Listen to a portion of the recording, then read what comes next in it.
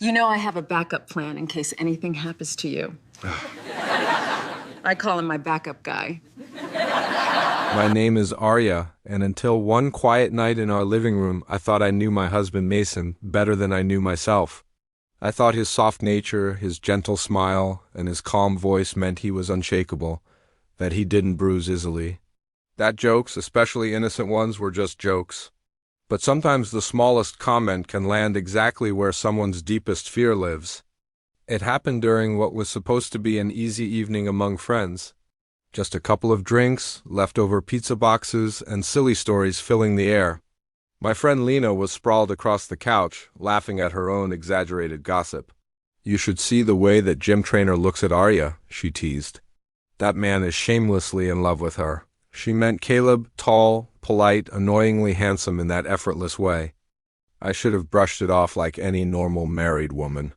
But I didn't. I leaned into the joke. "Honestly, he probably does like me," I said, grinning as I nudged Mason's arm. "If Mason ever gets tired of me, at least I've got a backup."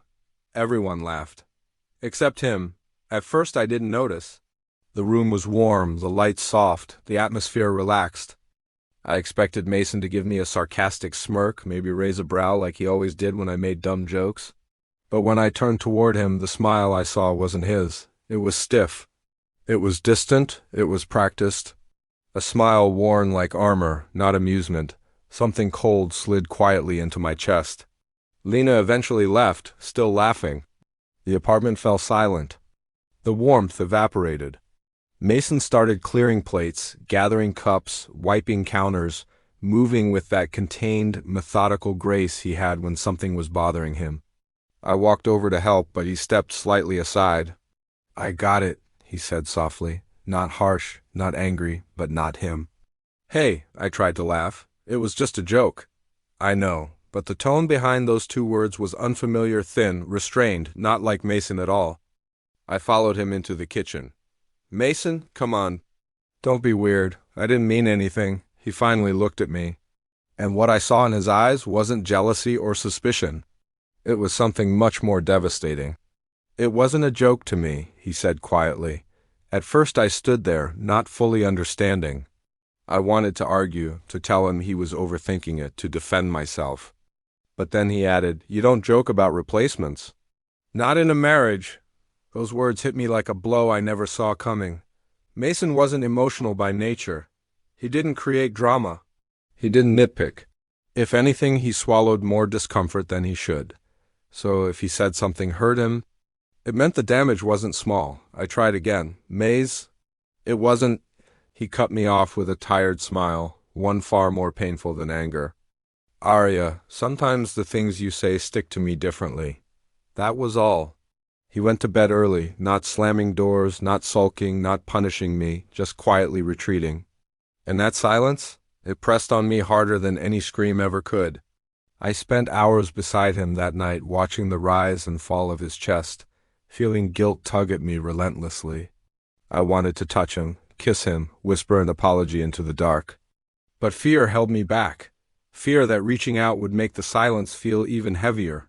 The next morning, Mason acted normal, too normal. He poured me coffee like he always did. Asked if I slept well, offered a small smile, but none of it felt real. It felt careful, rehearsed, like he was tiptoeing around a bruise he didn't want me to see. Mason was never careful with me. He was open, warm, effortless, and now he wasn't. By lunchtime, the uneasiness was sitting heavy in my chest. I texted him, "Can we talk tonight, please?" He didn't respond. Not because he was ignoring me, but because Mason never texted unless he had something meaningful to say. And right now, he didn't know what he felt. When he came home later, he looked exhausted, not physically, emotionally. The kind of tiredness that comes from pushing down something that wants to rise. He set his bag down, sat at the edge of the couch, and took a slow, grounding breath. "Arya," he said softly, "I'm not upset about that trainer. I don't think you like him. This isn't about him."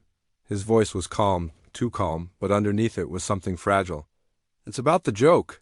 The idea that I could be replaceable to you." My throat tightened. "Mason, no. That's not—" He shook his head gently. "I know that's not what you meant. I know you love me." But feelings don't always listen to logic. That single sentence cracked something inside me. He wasn't angry at me, he wasn't accusing me, he was hurt. And worse, he was blaming himself for being hurt. He stared at his hands, thumbs rubbing slow circles over each other, a nervous habit he rarely showed.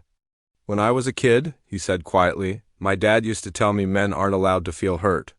That if something stings, you swallow it, but swallowing things just makes them sit inside you longer." His voice wavered, barely, but enough. "Mason," I whispered, moving closer. "When you joked about having a backup option," he continued, "for a second it felt like you were fine imagining a life without me. And that scared me more than I can explain." My eyes filled with tears. "Mace, I didn't know." "I swear I didn't realize." "I know," he whispered. "That's why it hurt." I reached for his hand. This time he let me hold it. His fingers trembled slightly. "You're not disposable," I whispered. "You're not second choice. You're not replaceable. You're my person. My only person." He exhaled, not fully relieved, but letting some of the weight out. "I don't want you to walk on eggshells around me," he said. "Just be mindful. Some things matter more than people realize." "I understand," I said, and I meant it. It wasn't the joke that cut him. It was the fact I'd said it without considering how deeply he valued us. We sat together for a long time.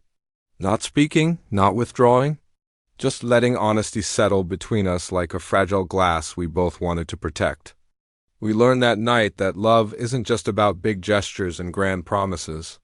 It's also in the quiet moments, in the unspoken vulnerabilities, and in the care we take with each other's hearts. It's about remembering that even the strongest people have soft places, and that being a safe harbor for those feelings is the greatest gift you can give. Words have weight, and choosing them with love can be the difference between a small crack and a bond that breaks. Thanks for watching. If this story resonated with you, let me know in the comments. Don't forget to like and subscribe for more stories. See you next time.